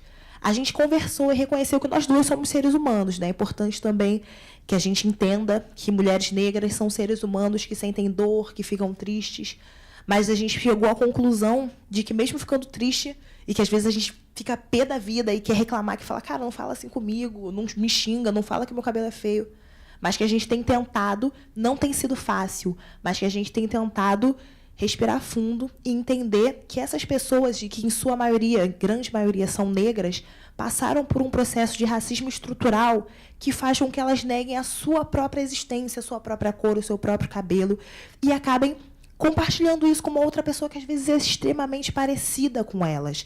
Então, a gente, por isso aquele acolher ao invés de afastar, que é esse exercício que a gente tem tentado fazer, tem sido muito difícil. Quem me conhece sabe que às vezes eu sou um pouquinho estourada, eu falo um pouco as coisas logo na cara, um pouquinho só. Mas tem sido difícil. Mas que a gente tem tentado fazer esse exercício de acolher, de falar, cara, você viu que o seu cabelo também é parecido com o meu? Vamos tentar pensar, será que não é legal? Será que ele é duro mesmo? Vê se não é macio. Vamos tentar entender, né, qual é essa identidade, por que essa identidade foi historicamente roubada dessas pessoas. Deixa eu passar. Então, aí, são algumas fotos de algumas visitas. E aí eu vou falar rapidamente dessa última visita aqui, que me fez pensar em até uma coisa que eu falei a partir da entrada da Janete, que é o papel dos educadores e educadoras. Que, enfim, a gente sabe que já não é fácil, né? Que a gente já tem uma profissão que é sucateada, inclusive por políticas de Estado, né? A gente sabe que ser educador, ser educadora, ser professor no Brasil não é fácil, mas que eu tenho pensado muito sobre o papel dessas figuras. Nesse grupo, os dois responsáveis, e que eu entendo como educadores e educadoras, porque, por mais que você não seja professor ou professora da turma, se você está acompanhando, se você trabalha se você está no ambiente escolar, você desenvolve um trabalho de educação com aqueles estudantes. E nesse grupo, os dois acompanhantes eram duas pessoas negras. E eles foram os primeiros a se jogar na exposição. E essa exposição e o trabalho da Conceição convida muito para que a gente repense a nossa própria vida e a nossa própria história. E eles começaram a falar, caramba, quando eu era mais novo, eu alisava o cabelo porque falavam que era feio. Nossa, quando eu era mais novo, aí eu resolvi assumir e deixar o Black Power. A partir dessa abertura dos educadores, a turma começou a se abrir. A pensar, caramba, se a minha professora está falando que já sofreu racismo, se a minha professora está se abrindo e contando uma história que faz parte da vida dela, acho que eu vou tomar coragem e falar também. Então, esse grupo, e aí a gente vê assim, os olhinhos brilhando, porque eu acho que talvez eles não tenham tanta proximidade com os professores e professoras. Mas, naquele momento, uma porta se abriu. E aí eu fico pensando como essas figuras de educadores e educadoras podem ser importantes na construção da identidade de estudantes negros e negras. E aí, só para fechar, isso foi de uma visita de ontem, da Escola Lê do Ivo, e aí a gente fica conversando muito sobre como a Conceição nos afeta, né? Que recados, que mensagens a Conceição nos passa, e o que a gente gostaria de dizer para a Conceição. E era uma turma que era extremamente descontraída e que eles falavam mesmo que vários já tinham sofrido casos de racismo e que, enfim, tiveram até algumas brigas, algumas agressões por conta desse racismo e que houve uma resposta, e que às vezes é física, e um dos meninos colocou, se os brancos zoam, vai embora e nem liga. de uma maneira super leve, super descontraída, mas ele tinha consciência de que, por ser negro, os brancos e os próprios colegas brancos, e essa escrita gerou um certo impacto. Todo mundo ficou meio olhando assim, e aí todo mundo olhou e reconheceu quem foi que tinha escrito, tanto pela escrita, pela forma de escrever, quanto por saber que houve um caso de racismo. Mas foi uma escrita super leve que ele escreveu e que ele conseguiu fazer o exercício que a gente estava falando antes, que foi o que eu estava pensando com a Carol a partir da visita do Núcleo 2, né? Que, nesse caso, ele está falando de pessoas brancas, né, que são os agentes do racismo, e que eu e a Carol estávamos pensando, às vezes, através dos nossos pares, que, infelizmente, acabam entrando na estrutura de racismo estrutural e sendo vítimas do próprio racismo. Mas que ele também tentou praticar esse exercício de respirar fundo, de não ligar e de pensar que é possível, né, que a gente, dentro do nosso ambiente, construa um ambiente livre de racismo. Seja com uma resposta de não ligar, seja com uma resposta um pouco mais direta, mas que esses alunos estavam num ambiente de uma formação que foi diferente da minha, imagino que seja diferente da de vocês, mas de ter possibilidades de reflexão, de uma construção, de uma educação que passa, que tem a ideia de criar um ambiente com menos racismo. E que eu acredito muito que pessoas como a Conceição, que é escritora, que é educadora, que pessoas como vários educadores, professores que estão aqui, têm um papel super importante. Então, se eu tivesse que tirar alguma conclusão de todo esse trabalho que a gente está desenvolvendo no Centro de Artes, a partir da exposição da Conceição, é que a educação é uma das formas, para mim, é a maior forma que a gente tem de construir um ambiente livre de racismo. Não é fácil, né? A gente está aqui cortando um dobrado. Eu sei que vocês que desenvolvem, enfim, um trabalho de pensar o Saravá, além de ter dificuldades na execução, vocês têm dificuldades no ambiente da escola, né? Que falar a palavra Saravá dentro de uma escola, às vezes não são só os alunos que colocam uma resistência, né? Os próprios educadores, diretores, coronéis, enfim, colocam resistências, e que, além de ser um trabalho de construção de educação, é um trabalho de construção de si e de uma resistência dentro desse cenário que a gente sabe que é extremamente racista, né? Enfim, é isso. Obrigada, gente. Obrigada, Pamela. Alguém quer fazer alguma pergunta para alguém ou complementar com algum comentário?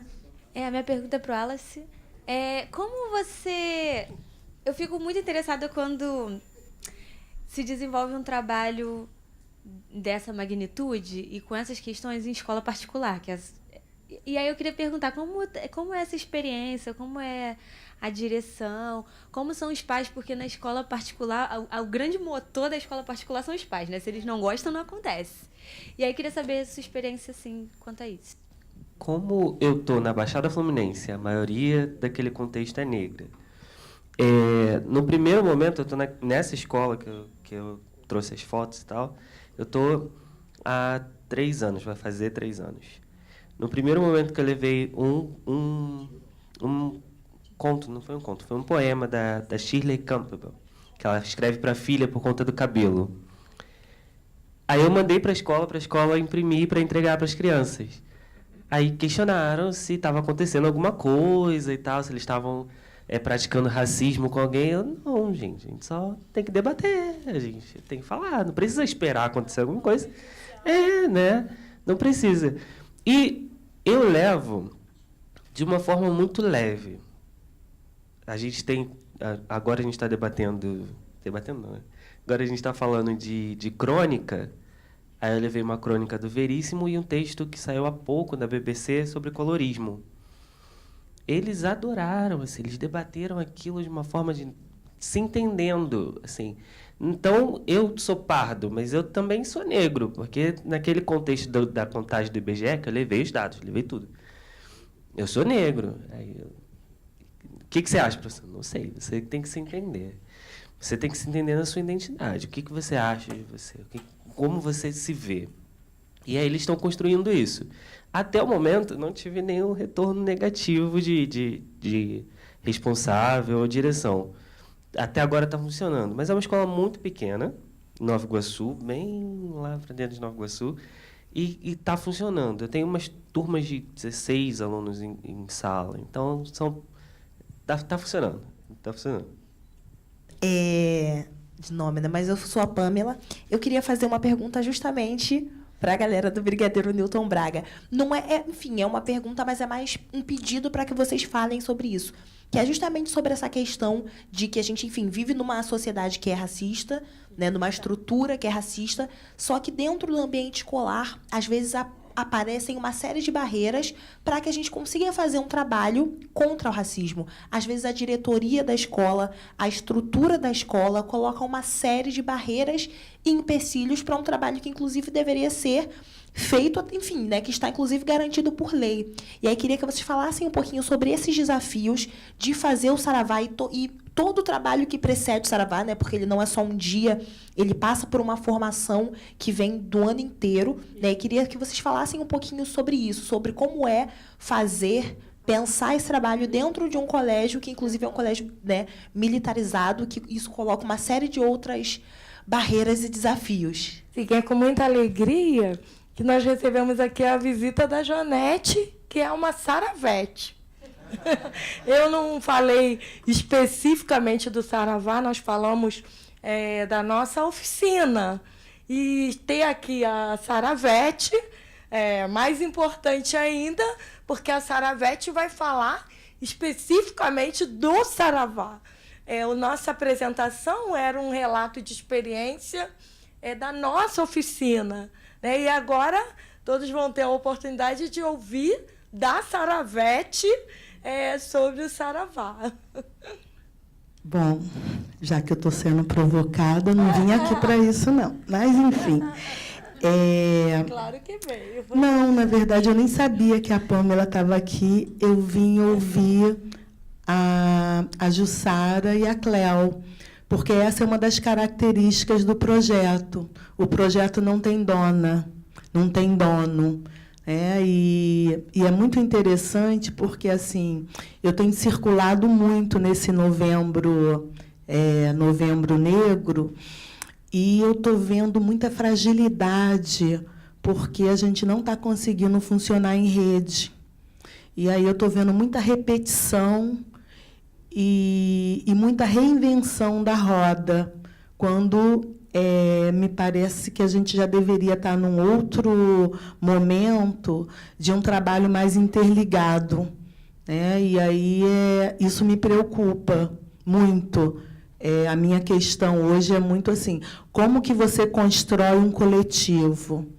E um coletivo em que você tenha relações menos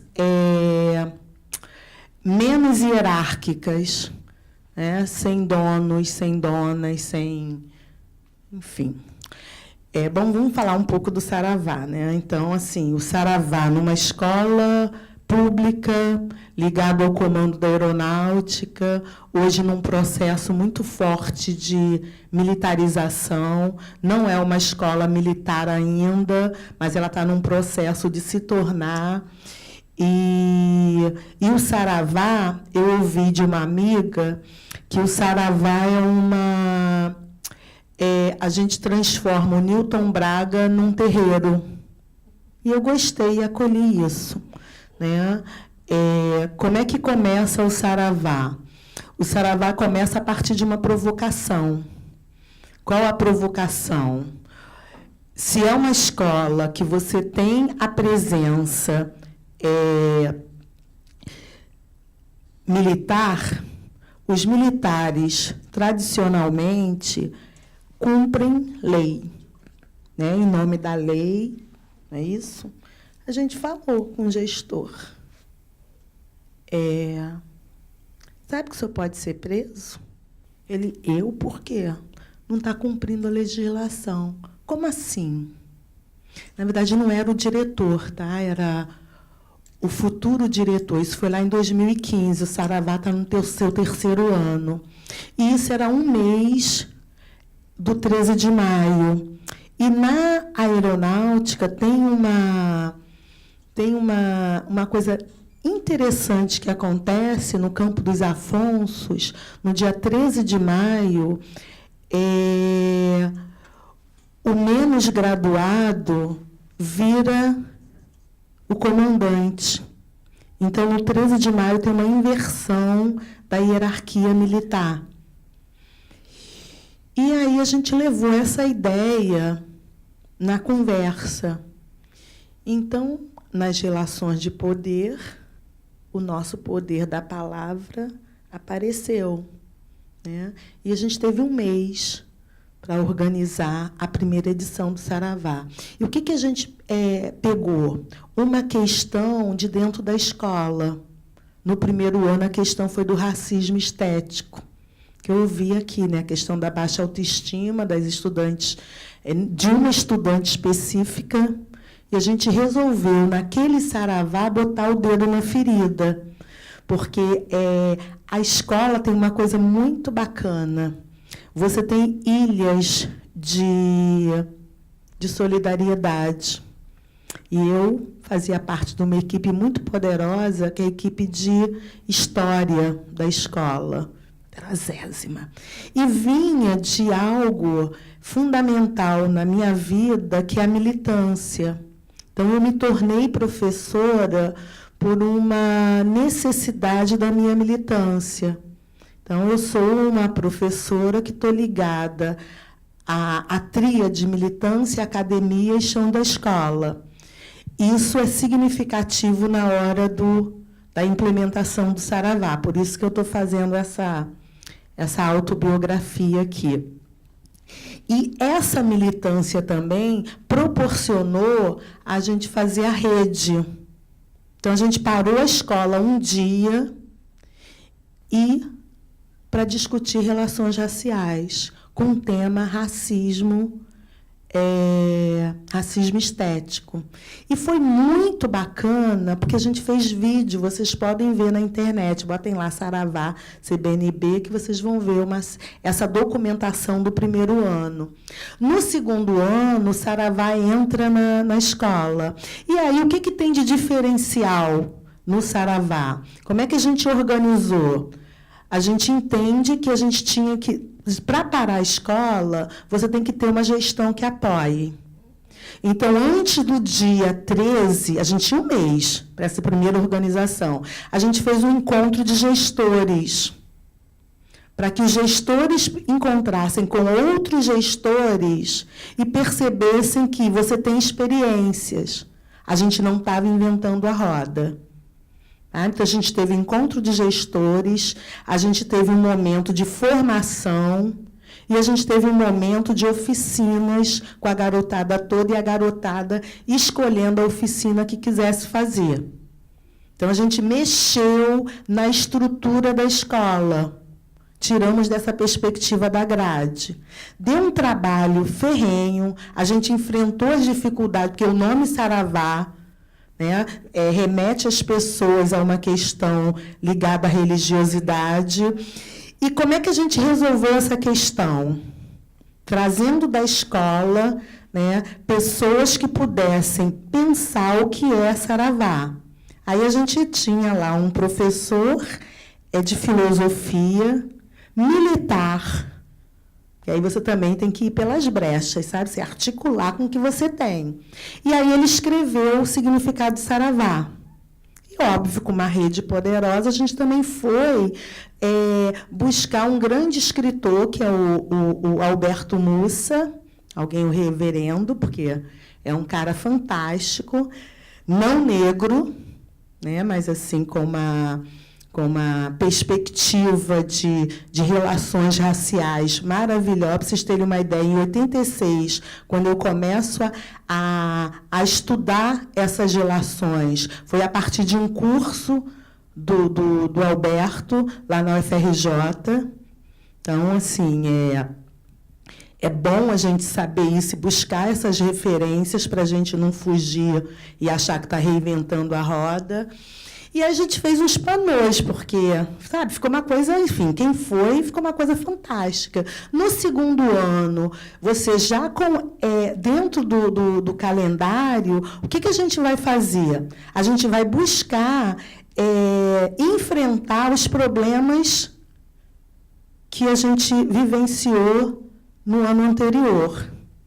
E aí a gente faz uma, que eu amo, faço isso em todos os lugares que eu vou quase, que não foi a gente também que inventou, que é a tal da caminhada dos privilégios.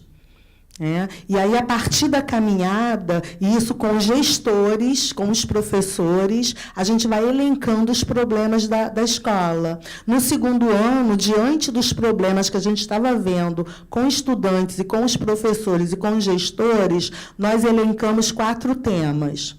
Religiosidade, a gente manteve o nome Saravá, porque a gente sabia que estava provocando, agora porque a gente tinha respaldo, sabe, assim, tanto o respaldo intelectual, quanto o respaldo de você transitar, mediar e articular. Então, isso é um dado. Então, foi religiosidade, políticas públicas, porque a gente queria discutir a questão das cotas, continuamos com o racismo estético e introduzimos a questão de gênero. E foi uma coisa que a gente levou para discutir com os meninos de pré-ENEM que tem na escola, o pessoal do Prepara-NEM. Então, foi esse o segundo ano. No terceiro ano, a pressão da ideologia de gênero e tantas outras coisas, quase que não teve o Saravá. Porque, assim, no segundo ano, eu me aposentei. E aí, o que acontece? Quem está no cotidiano da escola, a gente sabe que é uma loucura. Se você não tiver a força da militância, muitas das vezes, ou a força do que você acredita, e ela bem introjetada, o cotidiano te atropela. E, assim, para mim, as relações raciais é algo que é da minha existência. Então, eu volto à escola para pensar com as meninas sobre. E aí, com muito mais liberdade. Porque é isso, eu não estou no cotidiano. Então, eu não sofro as sanções de... Então, no terceiro ano, assim, eu não ia voltar mais à escola porque eu já estava num outro movimento. E aí era aquele movimento da Flip, aquela loucura toda, que aí é uma outra história. Mas eu volto porque eu sinto que, por conta do projeto que a gente estava desenvolvendo, o Saravá tinha que ter, com essa ideia de que a escola tinha que se tornar um terreiro. E a gente volta, me parece que assim, muito melhor do que todos os outros, se a gente for usar essa escala hierárquica aí. Por quê? Porque esse ano a gente trabalhou com uma questão do livro didático. O livro didático da primeira série do ensino médio, quando fala da Carolina Maria de Jesus, ela da favela do Carindé, que também foi apagada do mapa, fala da Carolina para falar de erro de português. E tinha tido aquele problema com a Elisa Lucinda, na academia carioca. O que a gente fez? Montamos uma mesa para falar de Carolina. Trouxemos a creme de la creme, aquela mulher que falou lá em São Paulo, que vai estudar Carolina a partir de Sacramento, que é a cidade da Carolina, que tem um vídeo fantástico sobre esse trabalho dela de pós-doutorado, na mesma mesa que Elisa Lucinda. E, à tarde, a gente fez uma outra mesa para pensar a Carolina, mas a partir dos professores da escola. E a gente abre o Saravá com os professores da escola falando de suas práticas, porque também tem isso, A gente, às vezes, não valoriza o que a gente faz. Por isso que um encontro desse é tão importante. Assim, na semana que vem, eu vou estar participando, na própria quinta, do encontro organizado pela Fiocruz, com práticas também de professores, eu acho que similar a esse que está tendo, pelo que eu li depois. Penso que, assim, quando as meninas colocam no grupo que elas escreveram um trabalho, eu achei isso fantástico, porque é essa ideia, sabe? A ideia de você deshierarquizar os saberes, de você saber que, assim, não tem um grupo Saravetes, um núcleo duro que é autorizado a falar por Saravá, todo mundo fala.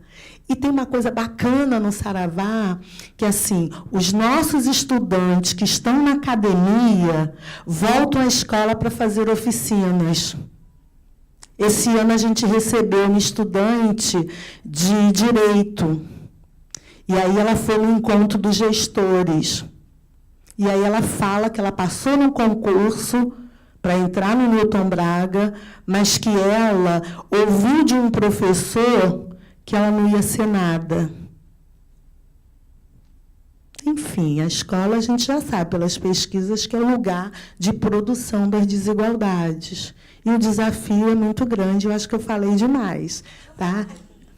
E aí, gente, diante de tudo isso que a Janete colocou, vocês puderam perceber uma coisa. Eu e Cléo trouxemos uma oficina de professores da escola dentro do espaço do Saravá. Ou seja, o espaço do Saravá, isso aí foi uma gota dentro de tudo que acontece no espaço do Saravá. Ainda bem que a Janete está aqui conosco para falar sobre o Saravá. Nós falamos do trabalho que nós desenvolvemos com os nossos estudantes, pais e professores dentro do espaço do Saravá. Eu só queria, até se outra pessoa quiser comentar, eu vou tentar falar rápido. Colocar aqui também no alto a questão, essa é uma jornada das relações étnico-raciais, e aqui se fala muito do negro, porque o Rio de Janeiro tem essa matriz africana muito viva, muito pulsante, mas queria colocar também a questão do indígena, né, que a gente não pode esquecer. Eu tenho muito medo da gente transformar o indígena naquele gueto que a gente é hoje, mas que é um gueto que tá querendo subir a superfície de qualquer jeito. Esse ano eu tive a oportunidade de ir para Manaus e fiquei encantada e achei assim, nossa, eu conhecia só 2/3 da minha brasilidade, agora eu conheci o 3/3. E quando eu voltei, cheia de instrumento musical para mostrar para as crianças, olha o que os índios fazem, não sei o que lá, as crianças viraram para mim e falaram, tia, mas eles não tentaram te comer? E eu falei assim, gente, índio não tentaram, estou aqui, estou viva. Então, assim, pensar que no Dia da Consciência Negra levanta tanta coisa contra a gente, mas pelo menos a gente tem uma dignidade de ter um Dia da Consciência Negra, onde a gente pode realmente debater, enquanto no Dia do Índio, todo mundo sai vestido de índio da escola, batendo a mão na boca, e a folclore está todo mundo feliz com isso. E, então, queria levantar essa questão para que chamar a nós, professores que estudamos sobre a questão do negro, que a gente não esqueça também da questão do indígena. Estudar as relações étnico-raciais a questão do negro já é grande, mas essa questão vai muito além de só a questão do negro no Brasil. É provocação, tá, gente? Que o Saravá também funciona a nível da provocação. Então, no primeiro ano do Saravá, a questão indígena, quando a gente foi buscar para levar para a escola, a gente viu essa dificuldade, né? Porque, assim, a nossa perspectiva é não falar pelo outro, né? Mas trazer o protagonismo. E aí, no primeiro ano, a gente só conseguiu uma oficina, que foi uma oficina até com um grande professor chamado Marcelo, Marcelo Lemos, que ele fez uma pesquisa sobre os puris. Então, ele foi fazer uma oficina com o 7º ano. Para ele foi um desafio, porque também tem isso, né? O olhar do pesquisador e a não relação com o cotidiano, né? Na adequação da linguagem, etc. e tal. E no 2º ano, porque aí essa foi uma das críticas ao Saravá. Vocês só falam do negro, só falam do negro, só falam do negro. Aí, gente, olha só, a gente está falando do que a gente conhece, né? Pode falar ou se articular, e a gente está falando de 54% da população. Então, vamos lá. Né? Agora, a gente vai trazer para a gente, até porque a gente está querendo ampliar as relações. E esse ano a gente conseguiu uma coisa muito incrível, porque também, assim, os povos indígenas, eu te diria que eles estão mais bem organizados do que a gente. né? Acho que você tem hoje uma produção, uma resistência, uma articulação que a gente tem que aprender, né? Então, isso que eu queria comentar, a gente está ligado, né? E uma outra coisa também que a gente está muito ligado, que a gente não fala de questão do negro. Na verdade, a gente está falando de relações raciais e a gente puxa muito a questão do privilégio branco, né? E a nossa perspectiva é quando a gente fala de racismo, o racismo não é uma questão do negro, né? Então, a nossa perspectiva é de luta contra o racismo e mudança do currículo escolar. Bom, é isso. E aí, uma outra coisa que tem na escola, que vocês, em algum momento, estiverem organizando, tem que chamar para falar, que a escola tem um projeto, gente, que é uma coisa maravilhosa, que também está no 3º ano, que é um projeto chamado Jequitinhonha. Aí vamos nós. Jequitinhonha, quando a gente faz a pergunta, as pessoas sempre lembram como o Vale da Miséria. Não é isso? Só que nessa escola a gente tem um professor poderoso chamado Arley Pires, um homem negro, né? E ele é nascido em Jequitinhonha. E ele sai para estudar. E a referência identitária dele com Jequitinhonha faz com que ele queira levar os estudantes para conhecer a riqueza do lugar dele. E nessa imersão, que a gente faz uma imersão de pelo menos 10 dias, a gente visita os movimentos sociais. Então, os nossos estudantes do Newton Braga, do ensino médio, eles vão a uma aldeia indígena, eles vão ao movimento dos sem terras, eles vão a um quilombo. Então, eles vivenciam, sabe, durante 10 dias, uma realidade. Como é que a gente faz isso? A escola não assume em termos financeiros, assim como não assume o Saravá. O Saravá, a gente trabalha com uma coisa de solidariedade, com uma economia solidária. A gente faz vaquinha para tentar conseguir carona, enfim, é um negócio de autossustentação. O projeto Jequitinhonha também. Por isso a gente consegue ir com os meninos e meninas que têm mais recursos. Só que a gente consegue também, com um esquema lá dessa vaquinha solidária, ter umas cotas para os meninos e meninas que não têm recursos. Então, a gente faz uma matemática, né, que faz com que isso volte para a escola, na Feira da Cultura, e esses meninos e meninas que não chegam a 30 por conta do ônibus. Primeiro ano a gente conseguiu o privilégio de estar na aeronáutica, a gente foi de avião. No segundo ônibus, de busão.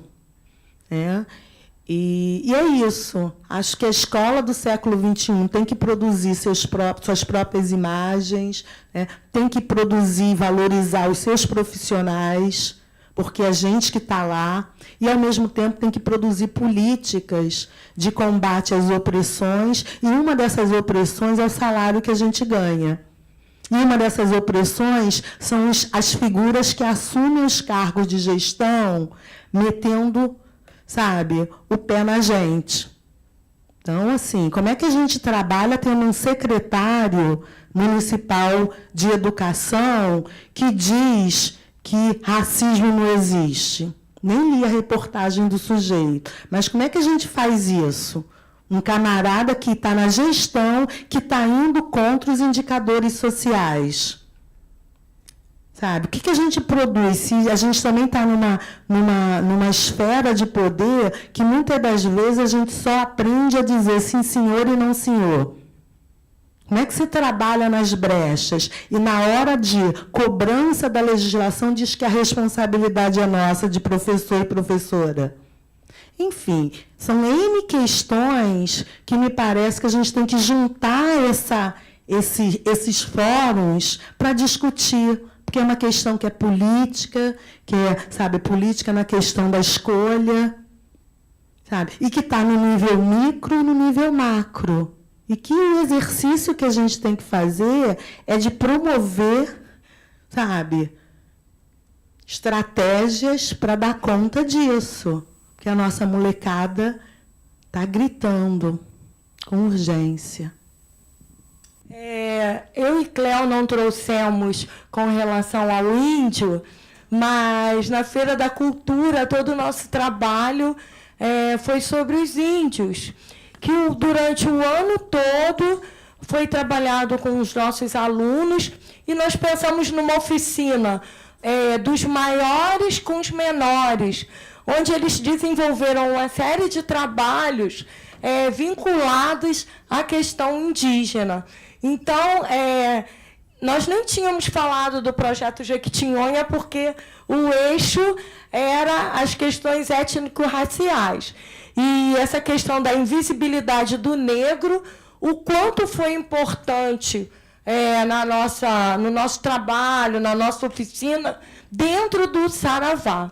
Mas a questão do negro não ficou, do índio não ficou de fora na Feira da Cultura. Quem sabe uma próxima oportunidade. Pessoal, acho que agora a gente encerra. Queria agradecer profundamente a presença de todo mundo e, mais ainda, parabenizar todas as comunicações e todos os trabalhos, né, nesse momento muito tenebroso e muito perigoso que a gente está vivendo. Acho que, como a professora falou, é muito importante que a gente consiga criar espaços de diálogo, né, compartilhamento, isso tudo.